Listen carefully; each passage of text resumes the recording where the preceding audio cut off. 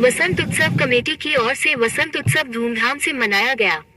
आसनसोल ग्राम वसंत उत्सव कमेटी की तरफ से हर साल की तरह इस साल भी वसंत उत्सव धूमधाम से मनाया गया। शुक्रवार इस मौके पर सबसे पहले ईद का प्रभात फेरी निकाली गई। ये प्रभात फेरी आसनसोल ग्राम के विभिन्न इलाकों में गई और पूरे आसनसोल ग्राम की परिक्रमा करने के उपरांत रामसायार मैदान में आकर समाप्त हुई। इस प्रभात फेरी में बड़ी संख्या में महिलाएं, पुरुष, बच्चे शामिल हुए।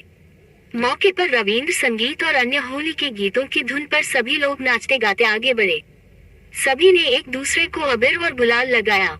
इस मौके पर आसनसोल के विशिष्ट समाजसेवी सह व्यवसायी सचिन राय, उनकी पत्नी नीता राय, MMIC गुरुदास चटर्जी, पार्षद उदय राय के अलावा अन्य विशिष्ट लोग उपस्थित थे।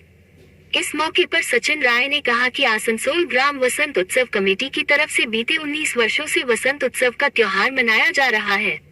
उन्होंने कहा कि बंगाल के पारंपरिक रीति रिवाज का पालन करते हुए यहाँ पर वसंत उत्सव मनाया जाता है, जिससे कि एक स्वस्थ संस्कृति का संचार किया जा सके। वहीं नीता राय ने कहा कि यहाँ पर शांति निकेतन की तर्ज पर वसंत उत्सव मनाई जाती है, जिससे कि जो लोग शांति निकेतन नहीं जा पाए वह यहीं पर उस माहौल में होली मनाते हैं। আজকে আমরা 19তম বসন্ত উৎসব আসানসোল গ্রাম বসন্ত উদযাপন করছি। দেখছেন সমস্ত কচিকাচাদের সমস্ত ভিড়। আমরা চাই কচিকাচার আনন্দ মেতে উঠুক এবং তারা আনন্দ পেলে আমরা আনন্দ পাবো। আমরা চাই তারা ভবিষ্যৎ।